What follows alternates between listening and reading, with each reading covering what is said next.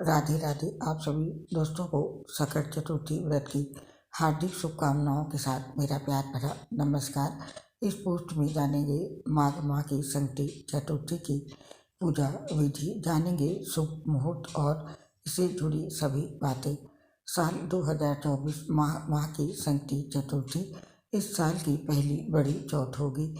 इसे संकट चौथ व्रत कहते हैं। पंचांग के अनुसार प्रत्येक वर्ष माघ मास के कृष्ण पक्ष की चतुर्थी तिथि पर संकट चौथ का व्रत रखा जाता है। इस व्रत को संकट चौथ के अलावा संकटी चतुर्थी, तिलकुट, माघ चतुर्थी के नामों से भी जाना जाता है। संकट चौथ का व्रत प्रथम पूज्य देवता भगवान श्री गणेश को समर्पित है। संकटी चतुर्थी का व्रत संतान सुख, वैवाहिक जीवन में खुशहाली, आर्थिक मजबूती के लिए रखा जाता है। इस दिन व्रत रखा जाता है और भगवान गणेश जी की पूजा की जाती है। रात में चंद्रमा को अर्घ्य देकर व्रत का पारण किया जाता है। आइए जानते हैं साल 2024 में संकटी चतुर्थी की सही डेट क्या है और क्या है इसकी तिथि। पूजा विधि जानेंगे, साथ में जानेंगे इस चौथ के विशेष मंत्र और जानेंगे पूजा के मुहूर्त, चंद्रोदय समय सहित सब कुछ। पहले जानते हैं संकट चौथ का महत्व। संकट चौथ को तिलकुट चतुर्थी भी कहा जाता है। इस दिन सभी माताएं भगवान श्री गणेश की पूजा करके अपनी संतान की सुरक्षा और उनके उज्जवल भविष्य की कामना करती हैं। संकट चौथ की पूजा से तेजस्वी संतान की भी प्राप्ति होती है। ऐसी मान्यता है कि इस दिन भगवान गणेश का पूजन करने से सभी कष्टों का नाश होता है। संकट चतुर्थी का अर्थ है कि संकट को हरने वाली चतुर्थी। इस व्रत को करने से संकट से मुक्ति मिलती है, साथ ही आर्थिक लाभ भी व्यक्ति को मिलता है। इतना ही नहीं, घर में नकारात्मक प्रभाव दूर होता है और परिवार में सुख शांति बनी रहती है। ऐसा कहा जाता है कि गणेश जी के आशीर्वाद से व्यक्ति की सभी विपदा मिट जाती हैं। तो ये था संकट चतुर्थी व्रत का महत्व। और अब जानते हैं संकट चतुर्थी की तिथि कब शुरू होगी और कब समाप्त होगी और डेट क्या है। पंचांग के अनुसार इस साल माघ माह के कृष्ण पक्ष की चतुर्थी तिथि 29 जनवरी दिन सोमवार को सुबह 6:10 से प्रारंभ होगी और इस तिथि का समापन अगले दिन 30 जनवरी मंगलवार को सुबह 8:54 पर होगा। उदय तिथि के आधार पर संकट चौथ 29 जनवरी को मनाई जाएगी। और आप नोट कर लीजिए पूजा के लिए शुभ मुहूर्त 29 जनवरी को संकट चौथ के दिन प्रातः काल से लेकर सुबह 9:44 तक शुभ योग बना हुआ है। इस शुभ योग में आपको संकट चौथ की पूजा करनी चाहिए। इस दिन का शुभ मुहूर्त या अभिजीत मुहूर्त दोपहर में 12:13 से लेकर के 12:56 तक है। उस दिन पूर्वा फाल्गुनी नक्षत्र भी शाम 6:57 तक है। और पूजा के लिए अन्य मुहूर्त इस प्रकार से हैं। संकट चौथ यानी कि 29 जनवरी के दिन अमृत योग सुबह 7:11 से लेकर के 8:32 तक है रहेगा। वहीं उत्तम योग सुबह 9:43 से लेकर के 11:14 तक रहेगा। ये दोनों मुहूर्त पूजा के लिए शुभ हैं। इसके अलावा पूजा के लिए शाम का मुहूर्त है, जिसका समय इस प्रकार से है। पूजा के लिए शाम का मुहूर्त है शाम के 4:37 से लेकर के 7:37 तक। इस मुहूर्त में चंद्रमा की पूजा और पीपल के पेड़ की पूजा करना शुभ होगा। चंद्रमा की पूजा से मन स्थिर होगा और घर में शांति स्थापित होगी।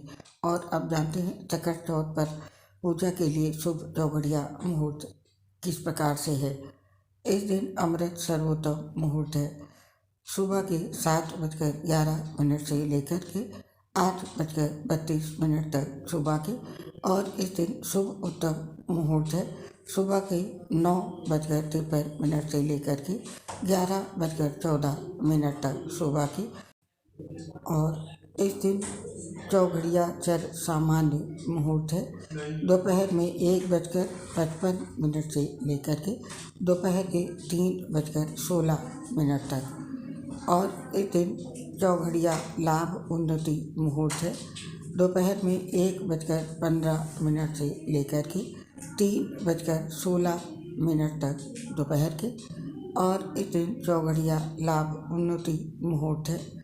15:16 से लेकर के 4:37 तक दोपहर में।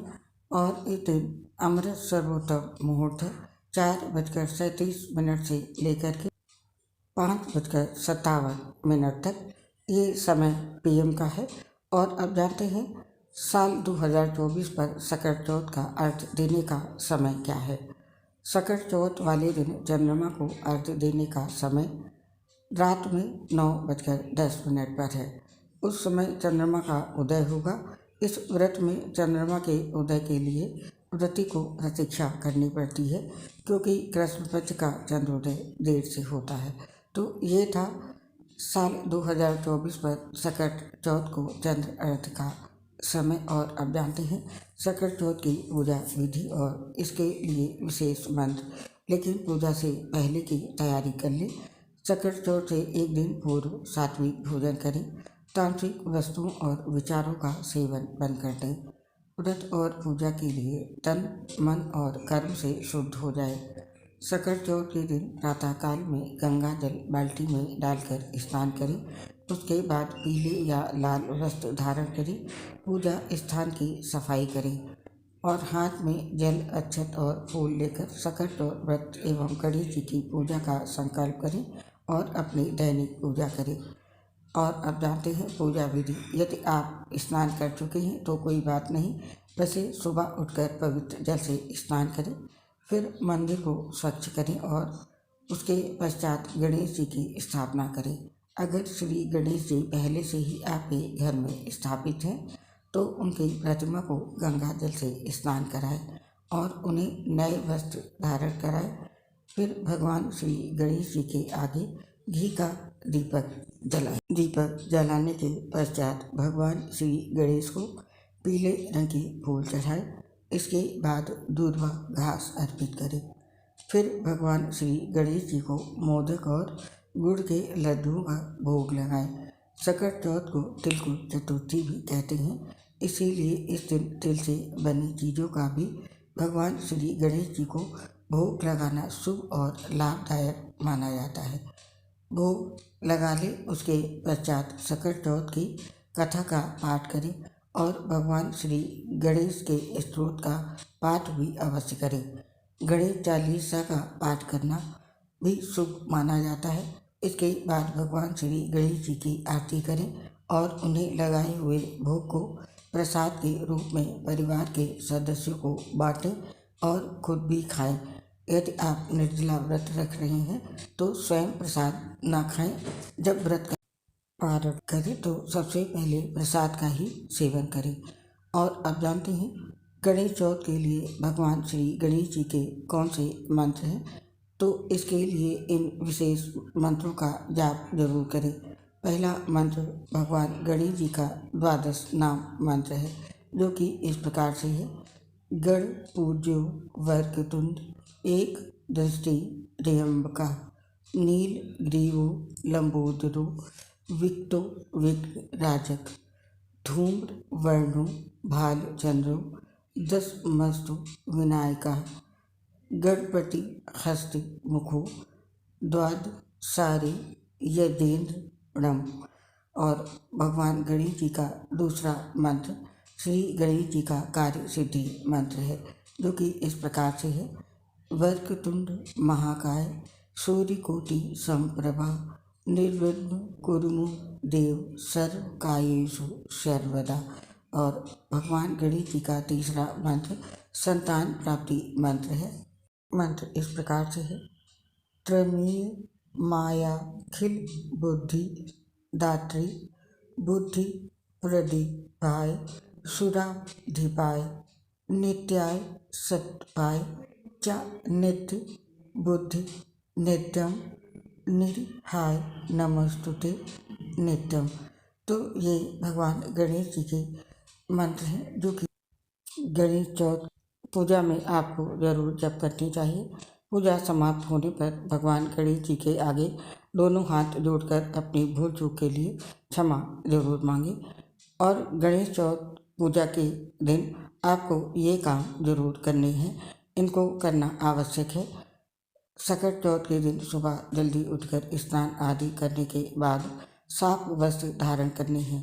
इसके पश्चात एक साफ आसन पर विराजमान होकर भगवान गणेश की प्रतिमा स्थापित करके उनकी पूजा अर्चना करनी है। और भगवान गणेश की पूजा के दौरान धूप दीप तथा घी का दीपक अवश्य लगाएं। और इसके साथ ही सकट चौथ के दिन आपको दर्शन करने के पश्चात गणेश जी को लड्डू का भोग जरूर लगाना है। खास करके इस दिन तिल के लड्डू का भोग लगाना अच्छा माना जाता है।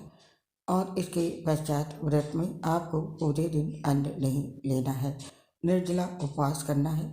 आप फलाहार का सेवन कर सकते हैं, लेकिन मीठा फलाहार करें तो अच्छा माना जाता है।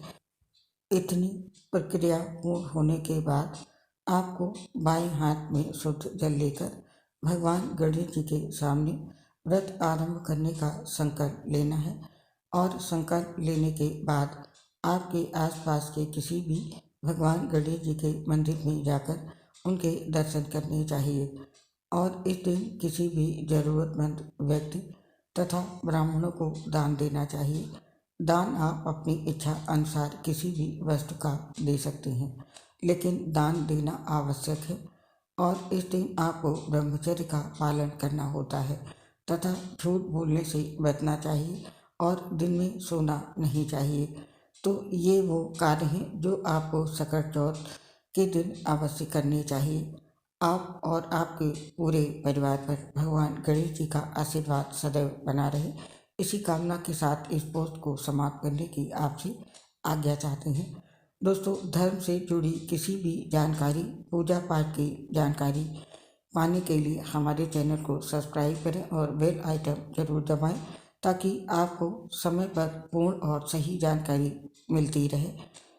दोस्तों, हम आपसे अपनी एक प्रॉब्लम शेयर कर रहे हैं। हम लीवर सोसिस से गंभीर बीमारी से पीड़ित हैं, जिसकी वजह से पोस्ट बनाने में दिक्कत आती है। सांस फूलने की वजह से आवाज़ सही नहीं आती है। इसके लिए हमें क्षमा करके अपना सहयोग हमारे साथ बनाए रखें। आप सभी का हृदय से बहुत बहुत धन्यवाद। जय श्री राधे कृष्ण, राधे राधे।